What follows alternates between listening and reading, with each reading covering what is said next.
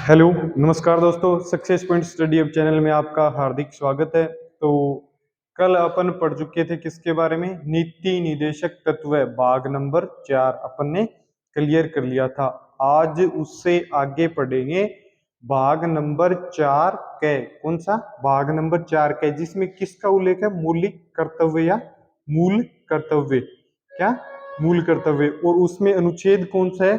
अनुच्छेद 51 क। कौन सा? अनुच्छेद 51 क। अगर बात की जाए मौलिक कर्तव्य की, तो प्रारंभ में मौलिक कर्तव्य का उल्लेख नहीं था। संविधान के प्रारंभ में अगर पूछे कि संविधान के प्रारंभ में मौलिक कर्तव्यों की संख्या, तो आप क्या बताओगे? शून्य, मतलब 0 थी। फिर सरदार स्वर्ण सिंह समिति की सहायता से अपन ने मौलिक कर्तव्यों को ऐड किया। क्या किया? मौलिक कर्तव्यों को ऐड किया। तो अब अपन समझते हैं कि मौलिक कर्तव्य क्या होते हैं। मैं आपको एक एग्जांपल से समझाता हूं कि मौलिक कर्तव्य क्या होते हैं। पहले तो अपन कौन से भाग की जिक्र करेंगे? भाग 4 के। ठीक है। और इसमें अनुच्छेद कहां से कहां तक है? अनुच्छेद 51 के। ठीक है। अब अगर बात करें कि भाग 4 में उल्लेख किसका है, तो मौलिक कर्तव्य। किसका उल्लेख है? मौलिक कर्तव्य, या इसे मूल कर्तव्य भी बोल देते हैं। क्या बोल देते हैं? मूल कर्तव्य। अब बात की जाए कि मौलिक कर्तव्य कहां से लिए गए हैं। क्या मौलिक कर्तव्य कहां से लिए गए हैं? तो मौलिक कर्तव्य लिए गए भारत के संविधान में रूस से। कहां से लिए गए? रूस से मौलिक कर्तव्य शामिल। कहां से किए गए? रूस से। तो भारतीय संविधान में शामिल किए गए वो कहां से? रूस से शामिल किए गए। क्वेश्चन ये इंपॉर्टेंट है। अब इससे आगे बात करते हैं कि मौलिक कर्तव्य होते क्या है। क्या मौलिक कर्तव्य क्या होते हैं? एक एग्जांपल लेता हूं। जैसे 6 से 14 वर्ष के बच्चे, उनको शिक्षा के बारे में प्रावधान किया गया है ना। तो एक एग्जांपल समझो। आप एक एग्जांपल से बताता हूं कि मौलिक कर्तव्य क्या होते हैं, आपको सब क्लियर हो जाएगा। मौलिक अधिकार क्या होते हैं, नीति निदेशक तत्व क्या होते हैं, और मूल कर्तव्य या मौलिक कर्तव्य क्या होते हैं। एक एग्जांपल बताऊंगा। जैसे 6 से 14 वर्ष के जो बच्चे हैं ना, बच्चे, उनके लिए प्रावधान किया गया किसका? शिक्षा का प्रावधान किया गया। किसका? शिक्षा का प्रावधान किया गया। और ये बातें आपने भाग 3 मौलिक अधिकार में पढ़ लिया, भाग 4 नीति निदेशक तत्व में भी पढ़ लिया। अगर अब बात करें भाग 4 के की, तो इसमें भी पढ़ेंगे। अब समझो। जैसे पहले मौलिक, पहले देखो मौलिक अधिकार।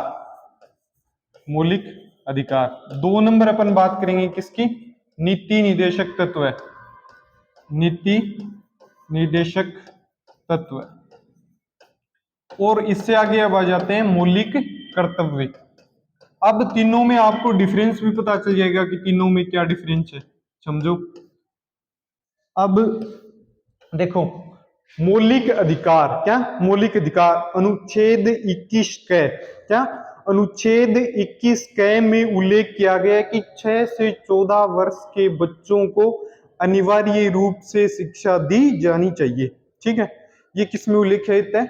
अनुच्छेद 21 क। और किसमें? मौलिक अधिकार में। किसमें? मौलिक अधिकार में। अब वही बात है, देखो वो बात उल्लेखित है अनुच्छेद नंबर 45 में। इसमें क्या कहा गया है कि नीति निदेशक तत्व क्या होते हैं, ये समझो इस बात से।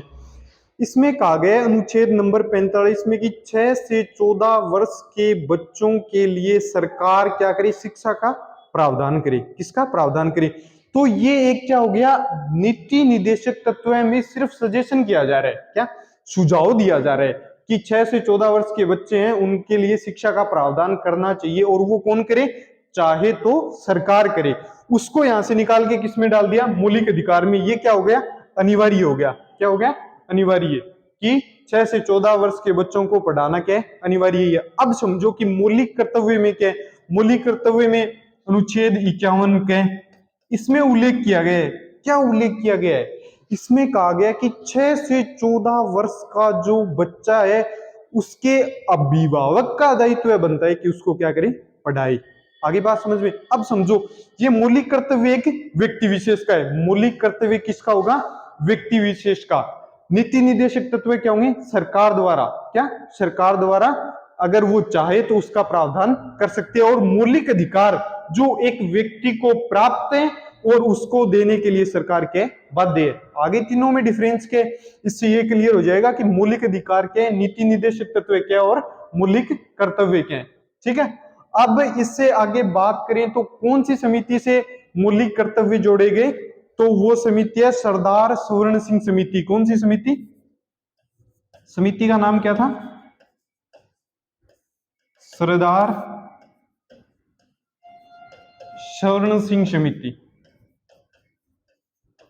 ये क्वेश्चन बहुत ज्यादा इंपॉर्टेंट है, इस पे इंपॉर्टेंट लगाओ। मौलिक कर्तव्य जोड़े गए किस समिति की सिफारिश पर? सरदार स्वर्ण सिंह समिति की सिफारिश पर भारतीय संविधान में क्या जोड़े गए? मौलिक कर्तव्य जोड़े गए। अब बात समझो, प्रारंभ में, अब पर्टिकुलर मौलिक कर्तव्य की बात करते हैं। देखो मौलिक कर्तव्य, अगर बात की जाए प्रारंभ में, तो मैंने बताया था कि प्रारंभ में मौलिक कर्तव्यों की संख्या कितनी थी? 0। कितनी थी? 0। अब उसके बाद कौन सा संविधान संशोधन हुआ? 42वां संविधान संशोधन हुआ। कब? 1976 में। अब देखो 42वां संविधान संशोधन, संविधान संशोधन कब होता है? 1946 में, 1946 में। इसके तहत भाग 4 के में 10 मौलिक कर्तव्य जोड़े गए। कितने मौलिक कर्तव्य जोड़े गए? 10 मौलिक कर्तव्य जोड़े गए। मौलिक कर्तव्य या मूल कर्तव्य, या फिर क्या बोल सकते हैं, मूल कर्तव्य जोड़े गए। कौन से संविधान संशोधन के तहत? 42वें संविधान संशोधन के। और वर्तमान में मौलिक कर्तव्य हैं कितने? 11। कितने? 11। तो गए। अब इससे आगे बात करते हैं 86वां संविधान संशोधन। कौन सा? 86वां संविधान संशोधन। कौन सा? 86वां संविधान संशोधन कब होता है? ये होता है 2002 में। कब हुआ है? 2002 में। इसके बाद इसमें एक मौलिक कर्तव्य और जोड़ा गया। कितना? एक मौलिक कर्तव्य जोड़ा गया। और वो कौन सा जोड़ा गया इसके तहत? वो जोड़ा गया 6 से 14 वर्ष के जो बच्चे हैं ना, 6 से 14 वर्ष के बच्चे, इनको शिक्षा देने का कार्य कौन करेगा? इनके अभिभावक। कौन करेंगे? अभिभावक। ये जोड़ा गया कौन से संविधान संशोधन के तहत? 86वां संविधान संशोधन। और कब हुआ? 2002 में। कब हुआ? 2002 में। अब टोटल कुल मिला के वर्तमान में मौलिक कर्तव्य कितने हो गए? वर्तमान में मौलिक कर्तव्य कितने हो गए? 11। कितने हो गए? 11 मौलिक कर्तव्य। पूछ सकता है ये बात भी, इंपॉर्टेंट है। वर्तमान में मौलिक कर्तव्यों की संख्या कितनी है? तो कितनी होगी? 11। कितनी? 11। अब इससे बात करते हैं कि एक एक मौलिक कर्तव्य आपको 11 में थोड़ी डिटेल से बता देता हूं। एक नंबर है, देखो, संविधान की पालना करना। एक नंबर है, उसमें कहा गया है कि संविधान की पालना करना, या फिर सुप्रीम कोर्ट, हाई कोर्ट, संसद, राष्ट्रीय गान, राष्ट्रीय ध्वज, राष्ट्रीय गीत, इनका सम्मान करना। एक में क्या कहा गया है? देखो एक नंबर में कहा गया है राष्ट्रीय गीत, राष्ट्रीय गान और राष्ट्रीय चिन्ह होते हैं, उसका सम्मान करना। क्या करना? सम्मान करना। इसके साथ साथ इसमें ऐड कर दो हाई कोर्ट, सुप्रीम कोर्ट और संसद का भी सम्मान करना। ये किसमें? मौलिक कर्तव्य 1 नंबर। यानी कुल मिला के कहने का मतलब ये है कि संविधान की पालना करना है। किसकी? संविधान की पालना। संविधान की पालना करना। आगे बात समझ में? राष्ट्रीय गीत, राष्ट्रीय ध्वज है अपना, उसका सम्मान करना, और अपना जो संविधान है उसका सम्मान करना, और जो कानून व्यवस्था बनाते हैं संसद, सुप्रीम कोर्ट या हाई कोर्ट, उनका सम्मान करना। राष्ट्रीय आंदोलन 2 नंबर है। राष्ट्रीय आंदोलन को जो प्रेरित करते हैं ना, जो आदर्श व्यक्ति होते हैं, जो अपने आदर्श होते हैं, उनका भी सम्मान करना चाहिए। 2 नंबर क्या उल्लेखित है? राष्ट्रीय आंदोलन को प्रेरित करने वाले, राष्ट्रीय आंदोलन, इनको जो प्रेरित करने वाले होते हैं, जो आदर्श व्यक्ति होते हैं या आदर्शों का सम्मान करना चाहिए अपन को। जैसे सरकार अपने खिलाफ कोई गलत जजमेंट ले लेती है या कोई गलत कानून बना देती है, तो उसके लिए अपन क्या करते हैं, राष्ट्रीय स्तर पर कोई आंदोलन करते हैं। तो उसको जो समझता है और जो प्रेरित करता है, जो आदर्श व्यक्ति होता है, उसका अपन को क्या करना चाहिए, उसका अपन को सम्मान करना चाहिए। देश की संप्रभुता, एकता और अखंडता को बनाए रखना। अब मैंने बताया था संप्रभुता क्या होती है, पीछे भी बताया था। संप्रभुता का मतलब ये है कि भारत ऐसा कोई कार्य करे जिससे बाह्य और आंतरिक रूप से किसी के दबाव में नहीं हो। संप्रभु का मतलब अपने निष्पक्ष निर्णय खुद ले सके। आगे बात समझ में? तो देश की संप्रभुता, एकता और अखंडता को बनाए रखे। क्या? देश की संप्रभुता, एकता और अखंडता को बनाए रखे। एकता का मतलब सभी एक साथ रहें, अखंड, अखंड मतलब टूटे नहीं, मतलब कोई भी क्षेत्र अपने से अलग नहीं हो। आगे बात समझ में? ये क्या एक व्यक्ति का कर्तव्य बनता है या एक कर्तव्य है किसी व्यक्ति विशेष का। अब इससे आगे बात करते हैं 4 नंबर। 4 नंबर में देश की रक्षा करना व राष्ट्र की रक्षा करना या सेवा करना। अगला क्या है? देश की रक्षा। अगर देश रक्षा में अपना कोई काम हो रहा है तो उसमें अपना योगदान अपन को देना चाहिए। देश की रक्षा या अपने राष्ट्र की सेवा की ये भावना व्यक्ति के अंदर होनी चाहिए। क्या? व्यक्ति के अंदर होनी चाहिए। अपने हो गए 4 क्लियर। अब बात करते हैं 5 नंबर। 5 नंबर है कि देश के लोगों से नम्रता व भाईचारा बनाए रखना। क्या? देश के जो लोग हैं उनके साथ विनम्र भाव से रहना और अपना भाईचारा बनाए रखना। क्या? विनम्र भाव से रहना और उनके साथ भाईचारा बनाए रखना। तो विनम्रता से रहना और साथ साथ में क्या, एक भाईचारा बनाए रखना, जिससे क्या होता है कि देश टूटेगा नहीं। बनाए रखना, सभी लोग आपस में इससे जुड़े रहेंगे। अगर एक भाईचारा बना रहेगा तो क्या रहेगा, ये आपस में जुड़े रहेंगे। देश की समृद्धि की रक्षा करना मतलब देश जिन जिन सेक्टर में काम कर रहा है और उनसे आगे बढ़ रहा है तो उन कार्यों की आपको रक्षा करनी चाहिए, उसमें अपना योगदान देना चाहिए। तो क्या करना चाहिए, देश की समृद्धि की रक्षा करना। देश की समृद्धि की रक्षा करना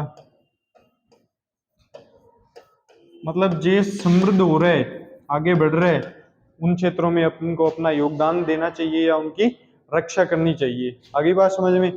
अब देखो, एक वैज्ञानिक दृष्टिकोण होना चाहिए अपना, यानी वैज्ञानिकों का भी सम्मान होना चाहिए। जैसे अपन ने अभी एक मिशन भेजा है मंगलयान, वैज्ञानिक दृष्टिकोण या फिर उनका क्या होना चाहिए, सम्मान होना चाहिए।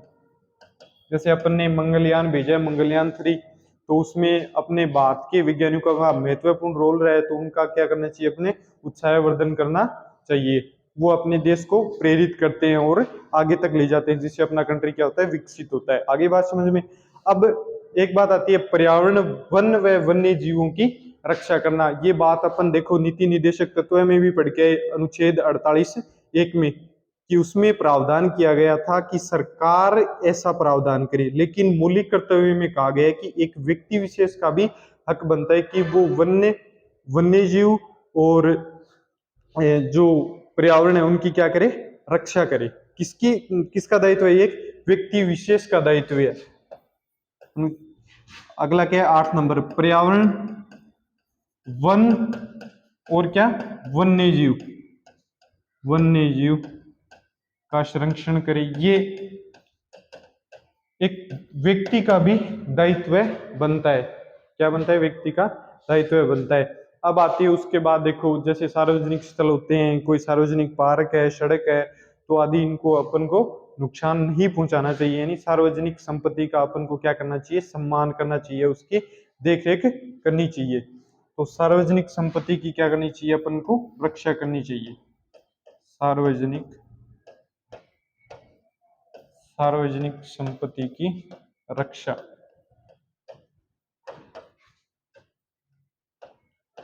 जो सार्वजनिक संपत्ति है उसकी अपन को क्या करनी चाहिए, रक्षा करनी चाहिए। एक व्यक्ति का क्या बनता है, दायित्व बनता है।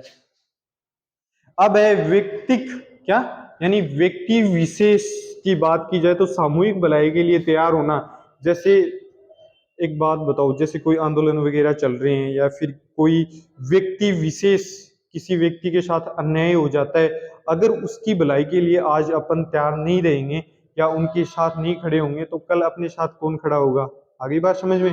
तो व्यक्ति, कोई व्यक्ति विशेष है उसकी सामूहिक भलाई के लिए तैयार अपन को रहना चाहिए। व्यक्ति की सामूहिक भलाई के लिए अपन को क्या रहना चाहिए, तैयार रहना चाहिए। सामूहिक भलाई के लिए तैयार रहना चाहिए। आगे बात समझ में क्लियर। अब इससे आगे एक और रह गया जो अपन ने लास्ट में पढ़ाई था 11 नंबर, जो कौन से संविधान संशोधन, ये अपना 86वां संविधान संशोधन 2002 में उसके तहत जोड़ा गया। क्या था, 6 से 14 वर्ष के जो बच्चे हैं ना, 6 से 14 वर्ष के बच्चों को शिक्षा का प्रावधान, किसका, बच्चों को शिक्षा का प्रावधान कौन करे, शिक्षा का प्रावधान तो कौन करेगी, सरकार, लेकिन अभिभावक का दायित्व बनता है कि वो उनको शिक्षा के लिए प्रेरित करे। क्या करें, प्रेरित करे। आगे बात समझ में। तो इसमें अपन ने भाग 4 का कंप्लीट कर लिया, जिसमें क्या था, मौलिक कर्तव्य। और मौलिक कर्तव्य अब आपको समझ में आ गए होंगे कि किसी व्यक्ति विशेष का दायित्व बनता है, यानी प्रत्येक व्यक्ति का दायित्व बनता है कि जो ऐसी चीज हो सार्वजनिक हित की या सरकार की, तो उनमें अपना योगदान देना चाहिए। कुछ दायित्व किसके बनते हैं, कुछ दायित्व एक व्यक्ति के भी बनते हैं। आगे बात समझ में। तो इसमें ये होता है कि एक व्यक्ति विशेष इसके लिए कार्य करे, लेकिन इस पे अभी तक कोई कानून नहीं बना है, क्योंकि इस पे बाध्यता नहीं की गई है।